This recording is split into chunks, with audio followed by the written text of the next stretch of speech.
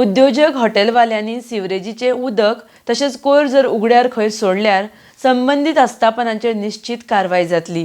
कारवाये खातीर कायदो आनीक कडक करतले म्हण मुखेलमंत्री दोतोर सावंत उलयला। RDX Goa bureau report.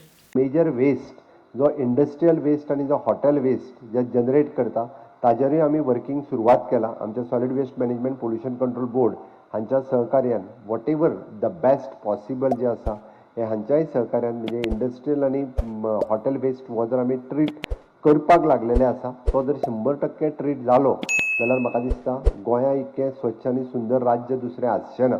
आणि ताच्याच खातीर आमकां सातत्यात सपोर्ट जो आसा पळय न्ही हो इंडस्ट्रियलिस्टांचो आणि हॉटेल लॉबीचो हो सपोर्ट जाय।